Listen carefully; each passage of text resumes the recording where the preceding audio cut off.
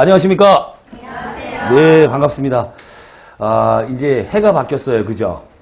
해가 바뀌었고, 해가 바뀐 만큼 마음가짐도 더 단단하게 하셔가지고, 금년에는 모두 소원 성취하시도록, 가열차게 좀, 한 해를 좀 보냈으면 좋겠다는 생각에, 그리고 오늘 또, 단원별 문제풀이 특강이 지금 개강하는 날이에요. 그죠? 교재들 모두 받으셨을 텐데, 저희 문제풀이 강좌가 3개의 강좌로 구성이 되어 있다라는 거는 잘 아실 겁니다. 첫 번째가 뭐냐면,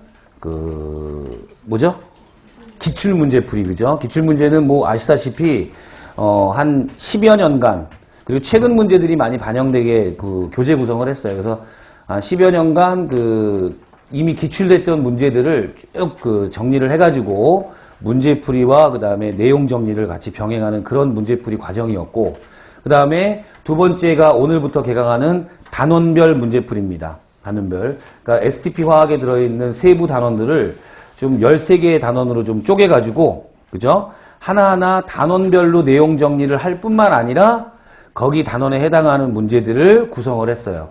그리고 여기는, 특히 요즘에 최근 반영이 되고 있는 수능형 문제들, 사고력이 좀 보강이 된 수능형 문제들을 좀 많이 실어놨습니다. 그래서 거기에도 다방면으로 좀 대비하고자 그렇게 준비를 했고, 그 다음에 이 단원별 문제풀이가 끝난 다음에 마지막으로 실전 모의고사 문제풀이 반이 있어요. 그죠? 그 실전 문제들은 복합적으로 좀 실전 문제는 기출 문제보다 난이도가 조금 한 10% 정도 높다고 생각을 하시면 될 겁니다. 조금 어렵게 구성을 해가지고 좀 경쟁력을 높이고자 그렇게 책을 구성을 했거든요. 그리고 오늘부터 나가는 이 단원별은 단원별 내용 정리가 마지막이다라고 생각을 하시고 최선을 다해서 이미지 트레이닝, 그다음 피드백 이런 훈련 방법을 통해 가지고 좀 내용을 좀 정리해 나가면서 문제풀이를 진행하려고 해요. 그래서 문항수가 그렇게 많지는 않아요, 여러분. 왜냐하면 먼저 단원 들어가게 되면 단원 총정리를 하고 그다음에 문제풀이 들어갈 계획이기 때문에 문항수가 실전 모의고사 문제라든가 또는 기출 문제보다는 문항수가 좀 작아요. 한 문제 한 문제가 그리고 수능형 문제이기 때문에 보기 형태가 많거든요. 그죠? 그리고 주관식 문제도 있어요. 서술형 문제도 있고 해서 다양하게 좀 적응 능력을 좀 한번 키워보도록 구성을 해놨습니다. 그래서 좀 알차게 좀 준비해놨으니까 나름대로 극대 효과를 얻도록 우리 학생들 좀 열심히 해주시기 바래요. 아시겠죠? 자, 그리고 교재가 나간 동시에 뭐가 나갔냐면 프린트 유인물이 나갔을 거예요. 단원별로 키워드와 그 다음에 서머리 요약 정리할 수 있는 빈칸을 제가 이제 제공을 해드렸는데 우리 인강 듣는 학생들은 아마 홈페이지에 이 자료가 탑재가 될 거예요. 그럼 출력하셔가지고 그 다음에 같이 수업 시간에 활용을 하시면 될 것 같아요. 자, 문제풀이 시리즈에 있는 중간에 있는 거기 때문에 다른 얘기들은 차차 하기로 하고 바로 문제풀이에 들어가도록 할게요. 그죠? 방법은 항상 프린트로 제공된 어때요? 우리 단원별 요약 정리, 키워드와 서머리부터 먼저 하고 그 다음에 문제풀이 들어가도록 하겠습니다. 자, 그럼 프린트 한번 펴주시고 첫 번째 1단원이 뭐냐면 화학의 언어라고 하는 단원이에요. 화학의 언어. 여러분 이제 어떤 이미지 트레이닝을 하셔야 되냐면 이 대단원에 화학의 언어라는 이 타이틀을 보고 여기에 관련된 내용들이 뭐가 있는지를 키워드를 먼저 찾으셔야 돼요. 제일 먼저 뭐가 떠올라요, 여러분? 화학의 언어라고 한다면 안 떠올라요? 자, 뭐가 떠올라야 되냐면 자, 적어보세요. 원자라는 게 좀 떠올랐으면 좋겠어요. 원자. 자, 키워드에는 그냥 쭉 열고 하세요. 원자. 또 뭐가 있을까요, 여러분? 원소. 잘했어요. 원소. 그 다음에 분자. 좋습니다. 분자도 있고. 자, 이렇게 원소, 원자, 분자. 그렇죠. 그죠? 우리 원자는 정의가 뭐였어요? 물질을 이루고 있는 가장 작은 단위의 입자. 그렇죠? 또박또박 얘기는 못해도 어바웃이라도 좀 떠오르셔야 돼. 입자. 원소는 뭐였어요? 원소는? 성분이었어요. 성분. 그죠? 그래서 원자하고 원소를 구분하려면 뭐 해야 된다? 원자는 뭐의 개념이다? 그렇죠. 개수. 입자니까 개수의 개념이고 원소는 뭐다? 종류라고 이야기를 했어요. 그렇죠. 그래서 대표적인 예가 H2O라고 하는 놈은 조금 전에 언급했던 그 용어 중에는 H2O는 없었어요. 분자라는 것만 하나 해당될 텐데 이게 두 종류 이상의 원소로 구성되어 있는 물질을 뭐라 그러죠? 화합물이라 그러죠. H2O라고 하는 화합물을 한번 딱 떠올린 다음에 H2O를 구성하고 있는 원소의 종류는 몇 종류예요? 두 종류죠. 그죠? 어떤 원소하고 어떤 원소? 수소와 산소가 있을 거다 이런 얘기입니다. 맞아요? 근데 이 물 분자를 이루고 있는 원자의 개수는 몇 개? 3개. 그 중에서 수소 원자는 2개, 산소 원자는 1개, 총 원자는 3개. 이런 식으로 분류해서 정의를 따박따박하게 하실 수 있어야 된다는 이야기예요. 됐죠? 자, 아까 원자, 원소, 분자까지 한번 적어봤죠. 그죠? H2O와 같은 물질을 뭐라 그런다고요? 화합물, 화합물도 적어주시고요. 화합물이라는 키워드도 있을 것이고, 그 다음에 화합물 나오면 같이 떠오르는 게 뭐예요? 아유, 잘했어요. 혼합물이죠, 혼합물. 혼합물 가로 딱 치신 다음에 혼합물에는 무슨 혼합물과 무슨 혼합물? 균일 혼합물과 불균일 혼합물. 그렇죠. 균일 혼합물 하면은 대표적인 예가 뭐였죠? 용액이었어요. 용액. 그죠, 용액. 그죠? 용액이고, 특히 용매가 물인 걸 우리가 수용액이다. 이렇게 얘기를 했습니다. 맞습니까? 그리고 또 어떤 게 또 우리 균일 혼합물이었어요? 균일 혼합물. 그 공기도 있었죠, 그죠? 기체끼리 서로 섞여 있는 물질 어때요? 공기도 있었고 공기에서는 질소하고 산소 이런 것들이 주로 이루고 있는 구성 물질일 텐데 이럴 때는 양이 많은 것이 용매가 될 거예요. 만약에 액체하고 기체가 섞이거나 액체하고 고체가 섞이면 액체가 주로 용매가 됩니다. 아시겠죠? 근데 같은 산끼리 혼합될 때는 어떻게 된다? 양이 많은 것이 용매가 된다. 뭐 이런 아주 기본적인 정의도 한번 염두에 두시고. 자, 지금 어떤 식으로, 지금 제가 한 말들을 다 키워드에다 적을 수는 없죠, 여러분. 그죠? 그래서 키워드에다가는 뭐라고 적는 거냐면, 좀 전에 얘기했던 이 용어들을 쭉 열거를 하는 거야. 계속, 그리고 자기가 파생되어 나오는 용어들을 보고 이미지상으로 계속해서 연결시켜서 떠올리셔야 돼. 대표적인 혼합물 했더니 균일 혼합물에 용액 나왔죠, 그죠? 그럼 어디까지 가면 정말 좋냐면요. 용액 하면 제일 떠오르는 게 뭐예요? 농도도 있고, 그죠? 농도 하면 어떤 농도 있어요? 퍼센트 농도도 있고, 몰 농도도 있고, 몰랄 농도, 노르말 농도, 이런 것들이 있죠, 그죠? 그런 용어들을 막 열거하는 거야. 선생님 뒤에 용액 단원이 또 있을 텐데요. 있어요, 그죠?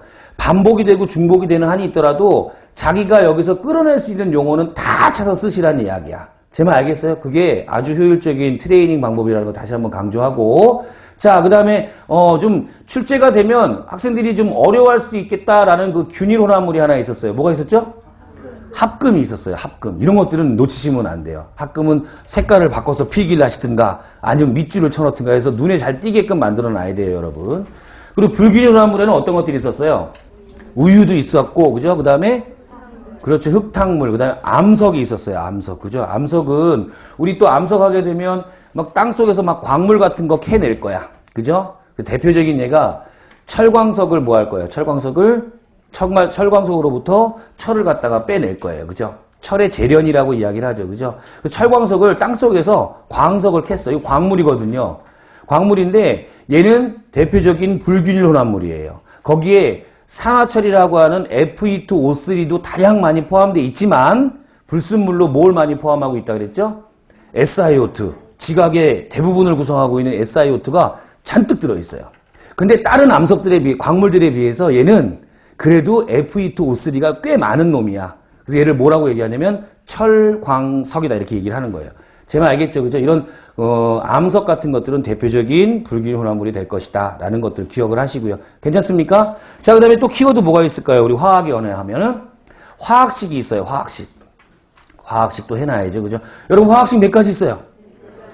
화학식 4가지가 있죠. 첫 번째가 실험식, 두 번째가 분자식, 세 번째가 시성식, 네 번째가 구조식이 있어요. 그죠? 그래 놓고 우리 매번 연습하던 거 있지 않습니까?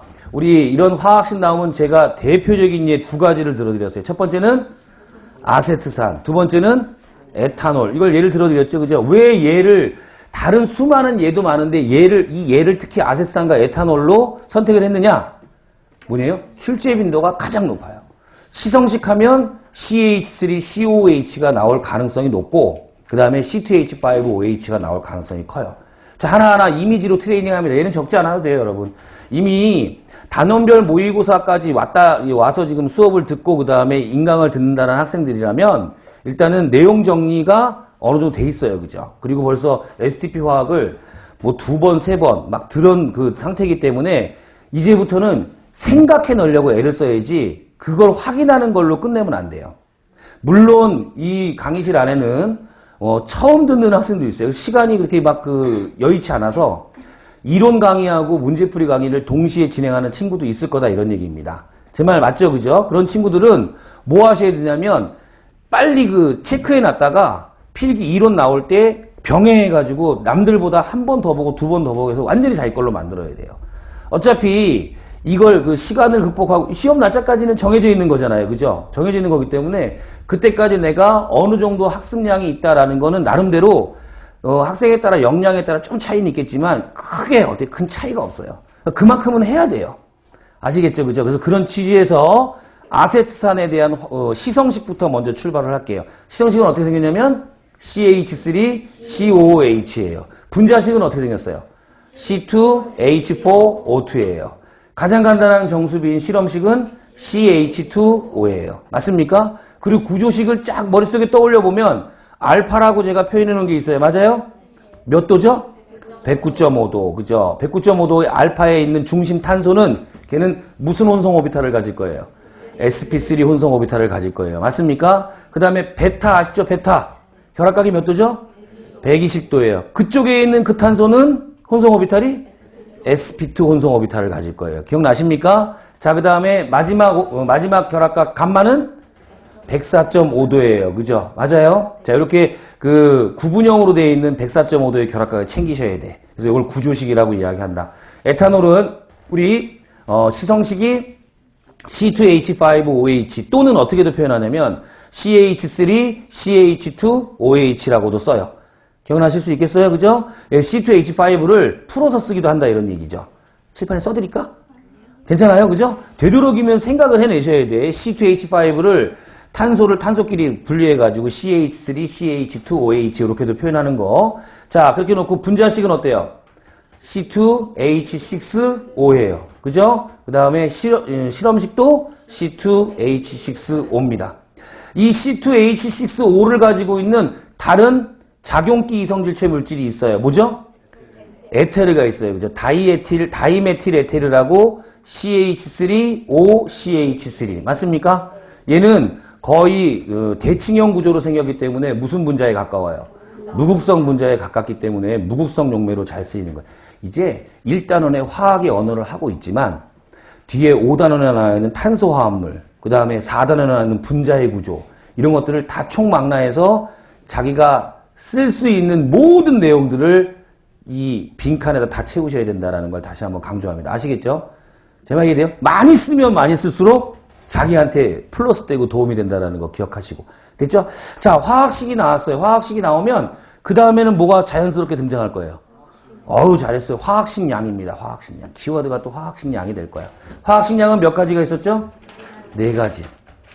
그래서 수업 시간에 계속 몇 가지, 4가지 해서 구조를 이렇게 모델링을 해드리는 이유가 뭐냐면 그런 모델링을 해드리면 기억이 오래 남아요. 필기한 게 딱 생각나죠? 그죠? 화학식량 다음에 4 쓸 때 가로 쳤어요? 안 쳤어요? 쳤죠? 그죠? 그런 게 다 생각이 나는 거야. 그지? 첫 번째가 무슨 양? 원자량. 두 번째가 분자량. 세 번째가 실험식량. 실험식량은 별표에 있었죠. 그죠? 실험식량부터 살짝 들어가 볼까? 분자량으로 표현하지 못하고 실험식량으로 표현하는 놈들이 있었어요. 그죠? 첫 번째가 무슨 결정? 이온 결정 물질. 그죠? 두 번째가 금속 결정. 그죠? 세 번째가 원자 공유 결정. 예를 한번 들어볼까요? 이온 결정할 때 딱 떠오르는 게 뭐예요? 그래요. NaCl이 시험 문제 나와요. NaCl. 금속 결정에는 어때요? 철도 있고 나트륨도 있고 그렇죠? 그다음 아연, 구리 이런 것들을 얻어 총망라해 쓰시면 됩니다. 그다음에 원자 공유 결정하면은 뭐 있어요? 원자 공유 결정. 플러렌이 원자 공유 결정이에요? 플러렌은 뭐예요, 여러분? 분자예요, 분자. 아시겠죠? 무슨 말인지. 플러렌은 C60라고 해서 얘는 분자 결정이에요. 알겠죠? 그죠? 그래서 얘는 원자 공유 결정하면 뭐가 떠올랐냐면 흑연과 다이아몬드가 떠오르거나 또는 SiO2가 떠올라야 돼요. SiO2. 그죠? 이 SiO2는 특히 헷갈려요. 흑연하고 다이아몬드까지는 아는 학생들은 되게 많은데 SiO2까지 아는 학생들은 또 이게 또 경우의 수가 또 줄어들어요. 자, 그럼 흑연 다이아몬드 나오면 또 연결되는 용어가 있어요. 뭐가 나와요?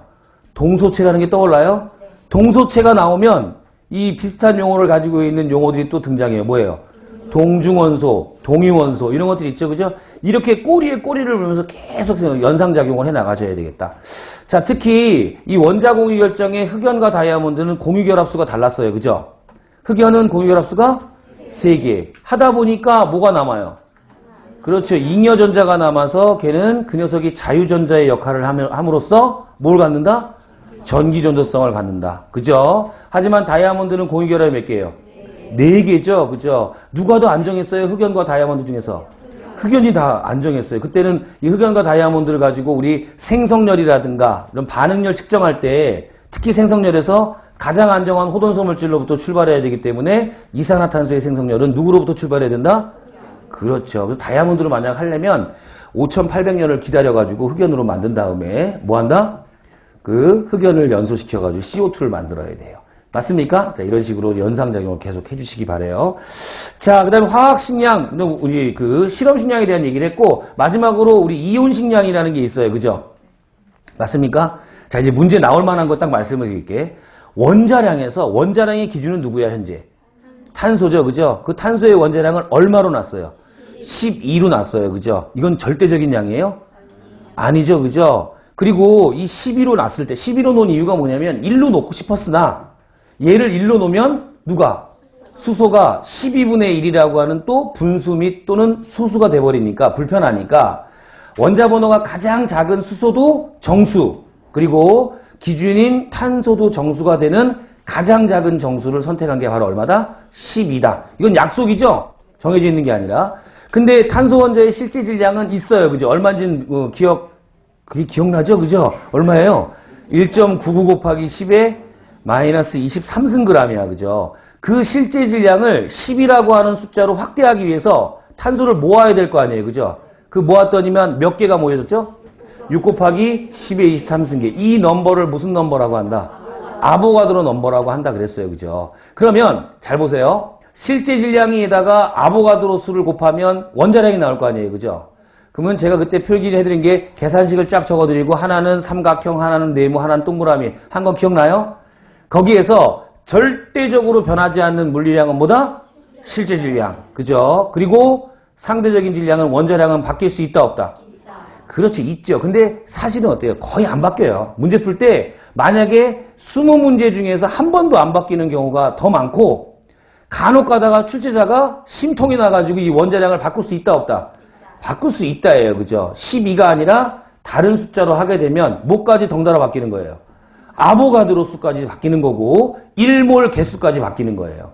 그러니까 아보가드로 수, 즉 1몰이 6 곱하기 10의 23승계라는 것은 뭘 전제로 하는 그 개수냐면 탄소의 원자량을 얼마로 놨을 때? 12로 놨을 때의 1몰 개수가 6 곱하기 10의 23승계다. 그걸 아보가드로 수로 하겠다. 이 얘기예요. 그죠? 만약에 내가 탄소의 원자량을 36으로 바꿨어. 몇 배가 된 거예요?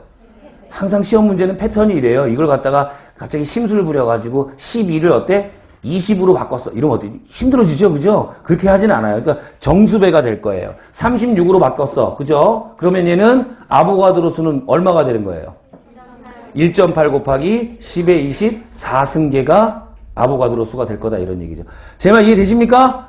자, 이런 거 훈련 잘 해주시고. 자, 그 다음에 이제 화학의 언어에서 이제 이런 것들, 원자도 배우고, 분자도 배우고, 화합물도 배우고, 그 다음에, 반응물도 배우고, 생성물도 배우고, 화살표도 배웠어요. 그죠? 그러면 이제 뭘 꾸밀 수가 있는 거야? 그렇죠. 화학 반응식을 꾸밀 수 있는 거예요. 화학 반응식. 키워드가 화학 반응식이 될 거예요. 자, 조금 전에 언급했지만, 화학 반응식을 꾸밀 때, 화살표를 기준으로 왼쪽에다가는 반응물질, 그 다음에 오른쪽에다가는 그렇죠. 생성물질들을 쭉 적어놨어요. 그죠? 적어놨고 그 다음에 그러려면은 뭘 기본적으로 알아야 된다는 얘기야? 화학식을 먼저 알아야 되는 거예요. 예를 들어서 메테인의 연소 반응. 그럼 어때요? 반응물에다 뭐 적을 거예요? CH4 플러스 O2. 연소니까 O2랑 결합하겠죠. 그죠? 그러면 최종 완전 연소 시킬 때 최종 생성물이 누구하고 누구? CO2하고 H2. 맨 처음 화학 공부를 하게 되면 이런 질문을 해요. 선생님. 아니 메테인을 연소시켰는데 왜 생성물 쪽에다가 CO2랑 H2O를 쓰는 거죠? 라고 질문하는 게 굉장히 자연스러운 질문이에요. 근데 요즘 우리 학생들은 그런 질문 해요? 안 해요? 안 하죠. 무슨 말인지 알아요? 왜 안 하냐면 그건 당연한 거예요. 근데 처음에는 왜 화학 반응식을 꾸미라 그러면 다 생짜로 해야 되기 때문에 반응물도 알아야 되고 생성물도 알아야 되는데 문제 속에는 생성물에 대한 정의가 주어진다 안 주어진다? 안 주어져요. 뭐냐면 메테인을 연소 끝. 그러면 나중에 뭐가 나오는지는 수많은 트레이닝을 통해서 CO2가 H2가 나온다는 걸 인지하고 계셔야 된다는 얘기예요. 지금은 어때요? 그게 자연스러워요? 부자연스러워요? 너무 자연스럽게 CO2가 H2를 쓰고 들어가는 거 아니에요? 그죠? 그렇게 시작을 하는 겁니다. 해놓고 이제 뭘 맞춰야 돼요? 최종적으로? 개수를 맞춰야 돼요. 개수를 딱 맞추면 무슨 법칙을 근간해서 질량 보존의 법칙을 근간해가지고 쫙 정리하는 거예요. 이해되십니까? 자, 질량 보존의 법칙이 또 나왔어. 그러면 뭐에 관한 법칙? 원자에 관한 법칙, 분자에 관한 법칙을 정리를 하셔야 돼요. 그죠? 자, 이건 좀 필기를 해드릴게요. 자, 봅시다. 자, 원자에 관한 법칙이 있어요.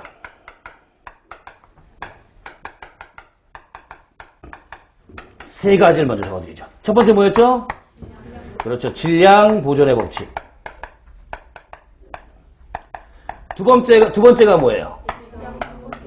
훌륭합니다. 일정 성분비의 법칙. 세 번째가 뭐죠? 배수비례의 법칙이야. 자, 질량 보존의 법칙은 뭐 말 그대로 어때요? 반응 전과 반응 후에 화학 변화든 물리 변화든 반응 전과 반응 후에 어때요? 그렇죠. 구성하고 있는 반응 전 질량과 반응 후의 질량은 항상 같다예요. 거의 완성도가 굉장히 높은 법칙 중에 하나예요. 질량 보존의 법칙. 그렇죠? 자, 일정 성분비의 법칙에서는 항상 등장하는 게 아주 중요한 키워드가 뭐예요? 화, 합, 물이에요.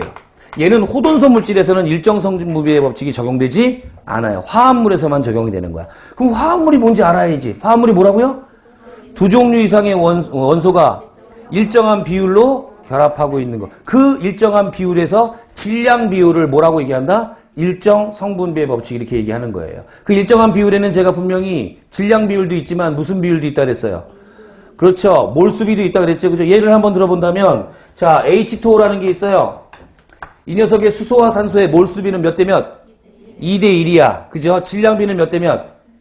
1대 이거 아직도 못 외웠어요, 이거? 계산해야 돼? 아, 수소는 1이니까 2, 뭐, 1 해야 돼? 1대 8이에요, 그죠? 그 일정 성분비 법칙은 2대 1이 일정 성분비 법칙이 아니라 1대 8이 일정 성분비 법칙이 되는 거예요. 왜? 얘는 질량비니까, 질량비. 아시겠죠? 자, 이렇게. 그러면 또, H2O 말고 CO2도 해보고, CH4도 해보고, NH3도 해보는 거야. 이 하는 거는 이제 우리 학생들의 역량에 따라서 하면 된다, 이런 얘기죠. 제 말 알겠죠? 자, 배수비례의 법칙이 나오면 어때요? 얘는 아주 중요한 전제 조건이 있어요. 그죠? 일단 두 화합물이 등장해. 두 종류 이상의 화합물이 나와야 되는데 근데 걔네들은 어떤 전제 조건이 필요해요? 같은 종류의 원소로 구성이 돼 있어야 돼요. 그죠? 그래서 대표적인 예가 뭐하고 뭐예요? H2O, H2O2 또 CO, CO2 됐나요? 또 NO, NO2 그 다음에 N2O5 요게 출제가 됐었어요. 그죠? NO, NO2, N2O5. 한번 이미지로 해봅시다. 같은 질량의 수소에 대해서 결합하고 있는 산소의 질량 사이에는 간단한 정수비가 성립한다. 됐나요? 몇 대 몇? 1대 2. 내 말 이해되고 있는 거 맞아요? 자, 그 다음에 이번엔 같은 질량의 산소에 대해서 그죠? 산소와 결합하는 수 사이에는 간단한 질량비가 성립한다. 몇 대 몇? 2대 1. 이렇게 되는 거예요. 왜? 그때 2 할 때는 어떻게? 얘를 2로 맞춰야 되니까 앞에 개수가 2가 돼서 그죠? 수소 원자 몇 개? 4개, 수원자 몇 개? 2개. 개수비가 곧 무슨 비예요? 질량비가 되는 건 아시죠? 같은 종류의 원소기 때문에 개수비가 곧 무슨 비야? 질량비가 되는 거예요. 배수비례 법칙도 역시 질량이야. 질량. 됐나요? 다? 얘는 그러면 일정량의 탄소와 결합하고 있는 산소의 질량 사이에는 간단한 정수비가 성립한다? 1대 2. 됐나요? 여기가 좀 어렵죠? 일정량의 질소에 대해서 결합하고 있는 산소 사이에는 간단한 정수비가 성립한다. 앞에다 2 붙여야 되죠. 그죠? 그럼 몇 대 몇 대 몇? 2대 4대 5 이렇게 가는 거예요. 됐어요? 자, 이걸 배수비례 법칙이라 한다. 자, 그 다음에 원자에 관한 법칙 3가지 했으면 이번에는 뭐 해야 돼요? 분자에 관한 법칙 2가지. 자, 첫 번째 무슨 법칙? 기체 반응의 법칙. 기체 반응의 법칙은 바로 뭐냐면 기체가 관여하는 반응에서 개수비는 바로 뭐다? 몰수비고 몰수비는 부피비다. 그죠? 다시 한번 개수비는 무슨 비? 몰수비. 몰수비는 부피비. 그죠? 부피비. 얘는 같지 않은 게 뭐예요? 질량비하고는 같지 않죠. 그죠? 그래서 얘는 원자에 관한, 질량에 관한 법칙하고는 약간 별개의 것으로 지금 취급이 되는 거예요. 자, 그 다음에 마지막으로 무슨 법칙이 있죠? 아보가드로의 법칙. 굉장히 중요한 법칙입니다. 아보가드로 법칙의 일반적 정의는 바로 뭐냐면, 자, 일정 온도, 일정 압력, 일정 부피 속에는 기체의 종류에 관계없이 같은 분자수를 포함한다. 맞나요? 얘를 특정 온도, 특정 압력, 특정 부피로 갈 거야. 0도씨, 1기압, 무슨 조건? STP 조건에서 22.4리터 안에는 기체의 종류에 관계없이 몇 몰 기체? 1몰 기체를 포함한다. 됐나요? 이게 바로 아보가드로 법칙이다. 라는 이야기입니다. 이런 이제 원자에 관한 법칙, 분자에 관한 법칙도 한번 해보시고. 자, 여러분. 지금 막 그 화학의 언어 배우면서 물질에 대한 얘기를 했어. 그죠? 물질을 분류해보면은 크게 뭐하고 뭐로 분류할 수 있다? 순물질과 혼합물로 분류할 수 있죠. 그죠? 그 순물질을 구분하면 원소, 호돈소 물질과 화합물로 구분할 수 있고, 혼합물을 구분하면 균일 혼합물과 불균일 혼합물. 아까 내용 중에 다 나왔던 거예요. 물질의 분류 파트 좀 기억하시면 되고. 자, 혼합물의 분리 방법. 거기 우리 써머리에다 혼합물의 분리 써놓으십니다. 당구장 표시하시고, 혼합물의 분리. 혼합물의 분리는 물리변화예요? 화학변화예요? 그렇죠. 대표적인 물리변화예요. 그렇죠. 이 물리변화 쫙 일어날 때 혼합물 분리 방법 어떤 것들이 있는지 한번 생각해 보세요. 첫 번째, 뭘 이용하는 방법이 되게 일반적이에요. 끓는 점차. 그죠? 끓는 점차를 이용한 분리 방법. 그 다음에 또 어때요? 그렇죠. 밀도차를 이용해가지고도 합니다. 맞아요? 그 다음에 세 번째는 누가 잘 녹고 덜 녹고 막 이래. 그렇죠. 용해도차. 용해도차. 맞습니까? 용해도차를 이용해가지고도 분리해낼 수 있어요. 요런 내용들을 가지고 뭘 찾아내신다? 서머리에다가 다 찾아가지고 세부적으로 정리를 해오시는 게 오늘의 첫 번째 숙제입니다. 아시겠습니까? 왜 숙제 나가는 거 부담스러워요? 아니죠. 그죠? 늘 익숙한 거죠? 자, 혼합물의 분리에서 제가 이 키워드를 적어드렸어요. 자, 그 다음에 또 당구장 표시하시고, 당구장 표시는 곧 숙제라는 이야기예요, 여러분. 그죠? 자, 화합물의 조성을 알아보려고 해요. 화합물의 조성. 화합물의 조성, 특히 금속 원소 같은 경우를 알아보려고 해요, 여러분. 그죠? 금속 원소들. 뭘 이용합니까? 불꽃 반응일 거예요. 불꽃 반응. 그죠? 여러분, 나트륨 NA의 불꽃 반응색은 무슨 색이에요? 노란색이죠. NA 플러스의 불꽃 반응색은 노란색이에요. 얘가 이온이 됐다고 해서 다른 색깔이 나타나진 않아요. 알겠죠? 자, 이 불꽃 반응을 이용할 것이고, 또 모두 이용하죠? 선스펙트럼, 그죠? 선스펙트럼도 이용할 것이고, 그 다음에 또 뭘 이용하죠? 그렇죠. 앙금 생성 반응도 이용할 거예요. 그죠? 앙금 생성 반응. 맞습니까? 그리고 이제 실제 가장 최근에 추진되는 것 중에서 어때요? 리비 원소 분석 실험 장치가 있어요. 리비 원소 분석 실험 장치. 과제물이에요. 리비 원소 분석 실험 장치는 제가 필기해 준 거 있죠? 거의 숫자까지 다 집어넣었어. 그죠? 그 내용을 그림 그리지 말고 말로 다 표현해 갖고 오는 거예요. 그럼 어떻게 해야 돼요? 어떻게 해야 돼? 실험 장치가 첫 번째 무슨 관이 있어요? 연소실이 있죠? 두 번째 뭐가 있어? CaCl2관. 세 번째 NaOH관. 그죠? 연소실에서는 뭐예요? 완전 연소. 그 다음에 CaCl2관에서는 수분 흡수. 그죠? 그 다음에 NaOH에서는 CO2 흡수합니다. 그죠? 해서 몇 그램 증가인지 기억나요? 우리 연소실에 연료 맨 처음에 몇 그램 집어넣었어요? 45g 집어넣었죠. 그죠? 45g, 45mg 다 좋아요, 여러분. 숫자만 변하지 마세요. 그 다음에 염화칼슘관이 몇 그램 증가했어요? 27g이 증가했죠. 그 다음에 NaOH가는 66g이 증가했죠. 그죠? 증가해가지고 실험식 찾아내는 과정. 딱 찾아보면 나중에 무슨 비가 나오냐면 질량비가 나와요. 그죠? 질량비를 우리가 실험식 쓸 때 하천자에다 쓸 수 있다, 없다? 없다. 그죠? 그럼 질량을 뭐로 나눠준다? 원자량으로 나눠서 각각 12로 나누고 1로 나누고 16으로 나눠가지고 가장 간단한 정수비 차였더니 얼마 나와요? CH2O가 나와요. 맞아요? 시험 문제 똑같이 나와서 그냥 CH2O야. 우리가 이런 연습을 하고 시험장에 딱 가면 익숙한 숫자가 나오면요. 걔를 계산할 필요 없어요. 이거는 결과가 나와 있는 거니까. 그럼 걔 실험식량 얼마야? 실험식량 얼마야? 30이죠. 그러면 얘는 이 실험식량을 이용해서 분자량을 바꾸려고 할 때 분자량이 될 수 있는 놈들은 바로 무슨 배가 돼야 된다? 정수배가 돼야 된다 그랬어요. 그죠? 그때 잘못된 답이 틀린 답이 바로 뭐였냐면 이 물질의 분자량은 얼마다? 46. 실험식량이 30인데 46이라는 분자량은 나올 수 있다 없다? 없다예요. 이건 가능성이 없어요. 이건 무조건 틀린 얘기다 이런 얘기지. 제 말 알겠어요? 이런 내용들을 화합물의 조성 파트에서 정리를 해가지고 오시기 바래요. 됐습니까? 그래서 일단은 화학의 언어 파트에서 키워드들하고 그 다음에 서머리에서 제가 이런 내용들을 정리를 해드렸으니까 그거 확인 꼭 해주시고 그 다음에 철저하게 여기 이 빈 페이지는 철저하게 자기 기억에 의존해서 작성을 하는 그런 연습을 많이 해보시라는 이야기예요. 아시겠죠? 홈페이지에 이게 탑재되어 있으니까 지금 이 실강 듣는 학생도 지금 수업 시간에 이걸 적었다면 나중에 한 번 더 적어보고 싶으면 출력하셔가지고 어때요? 미친듯이 연습을 하셔야 돼. 알겠죠? 그리고 내가 뭐가 빠졌고 뭘 더 썼고 이런 것들을 자가 테스트를 진단을 다 해보라 이런 이야기입니다. 그 누누이 얘기해서 합격 수기를 봐도 말이죠. 항상 학생들이 하는 얘기가 뭐냐면 이론 수업은 도끼인 개끼니에요. 어느 뭐 선생님 수업 들어도 뭐 거기서 물론 내가 좀 나을 수도 있어. 그렇지만 결국에 어디서 판가름이 나냐면요. 얼마나 수험생들을 잘 트레이닝을 시킬 수 있는 동기부여를 해주느냐예요. 이런 자료들이 굉장히 중요한 거예요. 쓰는 거. 알겠죠? 이거 처음에 못해요, 학생들. 왜? 두렵거든. 왜? 빈 공간이 너무 넓어. 내가 채울 게 어때? 그닥 많지 않아. 근데 그 두려움을 극복하고 해보다 보면요. 정말 할 말이 많아. 나중에 이 페이지가 모자른다니까? 내 말 알겠죠? 그죠? 그럼 확신을 가지시고 진행을 해주세요. 자, 문제 들어가도록 하겠습니다.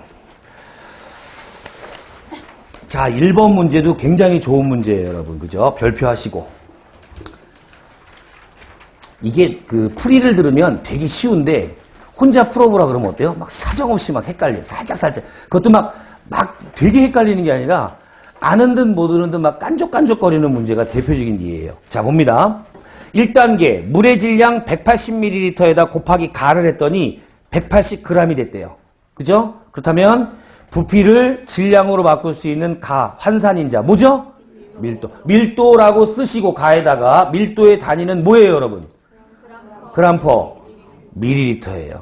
단위를 보면 뭘 할 수 있다? 계산 과정을 알 수 있어요. 공식이 그냥 나와요.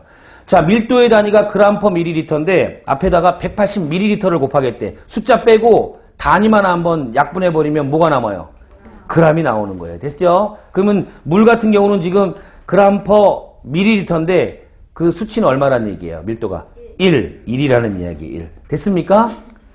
자, 그 다음에 2단계 보니까 물 분자의 몰수에다가 몰수를 구하려고 하는데 180g을 나로 나누어줬더니 10몰이 나왔대요. 몰수가 나왔대. 자, g이 나오면 질량이 나오면요. 밑에다가 뭐가 들어가야 돼요? 그렇죠. 1몰 질량이 나와야 되겠죠. 그죠? 1몰 질량을 다른 말로 뭐라는 거야? 분자량이라고 이야기를 하는 거예요. 화학식량이죠. 그죠? 괜찮습니까? 자, 그 다음에 3단계. 물 분자의 수, 분자수래요. 분자수는 10몰에다가 1몰에 해당하는 개수인 아보가드로 수를 곱할 거죠. 그죠? 그럼 다는 뭐가 되는 거예요? 아보가드로 수 NA 6 곱하기 10의 20 3승. 요게 들어갈 거다 이런 얘기입니다. 괜찮습니까? 그 다음에 4단계. 원자의 총수. 자, 이제 나온 아까의 물 분자 개수에다가 라를 곱해가지고 원자의 총수를 구해. 그러면 라는 뭐가 될까요, 여러분?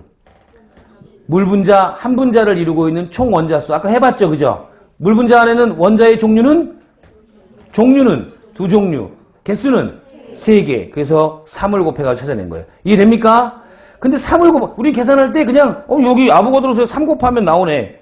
근데 그 3이 뭐냐라고 물어봤을 때 밑에 다행히 보기가 있으니까 매칭시키는 건 좋죠, 그죠? 근데 이게 만약에 그걸 내가 표현해야 된다면 이건 어려운 문제예요. 그걸 표현할 수 있는 능력까지 좀 키워달라 이런 얘기입니다. 그래서 매칭을 시켜보니까 몇 번이 가장 적합해요? 2번 선택하시면 되겠다 이런 얘기입니다. 괜찮습니까?